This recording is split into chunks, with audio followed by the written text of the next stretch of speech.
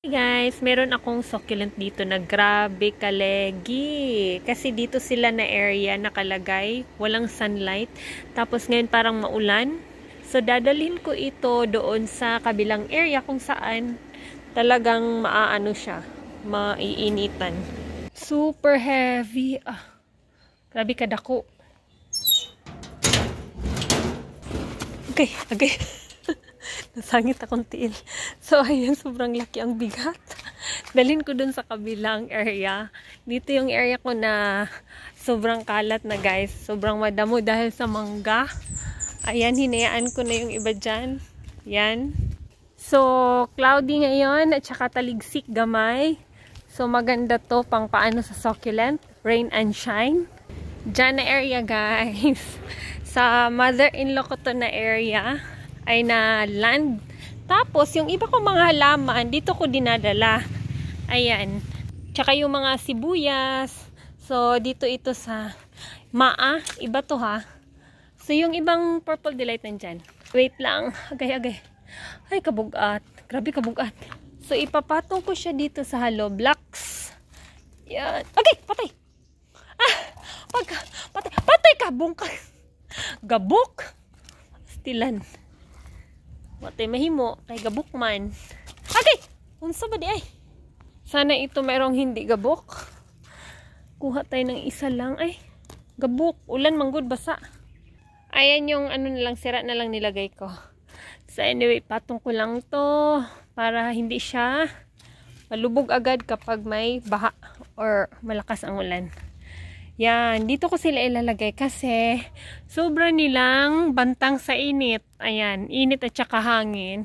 So, naka-rain and shine. Pina-rain and shine ko talaga. Sinasadya ko. So, hayaan lang natin to. Siguro, dinadala ko dito. Minsanan lang. Tapos, kahapon dinala ko itong Sea Purple Delight. Kasi tingnan nyo, sobrang leggy at saka loose pad. Oo, kaya dinala ko dito para maulan-ulanan sila. Tataba yung leaves at saka magiging compact yung mga dahon. Ayan. So, dalawang Purple Delight. Alam nyo, kahapon ko lang dinala, pero tingnan nyo yung leaves. Nagpipinkish-pinkish na yung paligid. Yan pa, oh. So, yan yung kaibahan kapag nasa rain and shine area yung mga ganito. Matitibay to guys, don't worry. Matitibay to sa rain and shine. Tapos, naka-clay pot. Yung isa, nakapat lang yan. Tapos this one, sigurado ako gaganda to dito. Kasi doon, ilang buwan na to, wala leggy eh. So yan ko muna siyang magka-clamp, parang magka-clamp. Tapos dito, alam nyo ito, sobrang dami na ako meron nito. Sobra na. Tapos doon sa bukid, ang dami ko ng ganito. Nag-umpisa lang ako ganito lang. Tapos after 2 years, 3 years, almost 3 years, ayan, marami na akong na-propagate. Tapos this one, pinutulan ko. Agay, asan ito? This one, marami akong pinopagate. Ayan, nagpropagate din ako ng ganito. Tapos, dinala ko din dito si cactus. Tapos, yung ganito ko. Ayan. Tapos, si Laxiflora, napakalaking pot nito. Dinala ko din dito. Si Laxiflora. Meron akong trinatry na ghost plant. Ayan. Tsaka yung variegated. Meron din ako sa bukid nito. Ayan. Ganda ni variegated. Tapos, this one, Laxiflora na malalaking pot. Nilagay ko to sa ilalim ng mangga. Kinuha ko kasi naubos ng malalaking snail. Sobrang laki ng mga snail. Tapos, this one, meron tayong agave. Ito, matagal na to na agave. Pandemic time pa. Yung dalawa nito nandun sa bukid. Tapos, ayan, nag-umpisa lang sa isa, pero mayroon na tayong 4. Yung panglima namatay. Tapos, ito talaga marami akong ganito. Nag-umpisa lang to sa isa last year ata. Bilis lang nito mag-ano guys, mag-ganito oh, mag-anak. Sa tips ng dahon. Tapos ayan, may mga cactus ako. Ito yung mga succulent ko dito. Tapos meron akong agave. Ito, mga baby to. Binigyan ako ng in-law ni Ate Van ganito. Ayan, ito mga baby na ito, yung mother plant nandun sa ilalim sa mangga. So, mayroon akong 3 mother agave.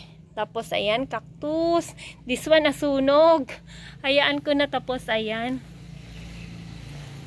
Mayroon akong natumba doon, hayaan ko muna. Pag may time ako, linisan ko dito. Tapos, ayan. Sinadya ko talaga silang dalhin dito kasi naglagay na kasi kami ng ceiling doon sa bahay. Tapos, hindi na makapasok yung ulan. Kung maulanan sila, parang mag-ano siya, magkaka-stem rot. Tapos walang sunlight. Iba yung klima niya ngayon na mayroon na siyang ceiling. So kaya dinala ko sila dito kasi feeling ko gaganda sila dito sa area na rain and shine. Tapos ayan yung ating napakagandang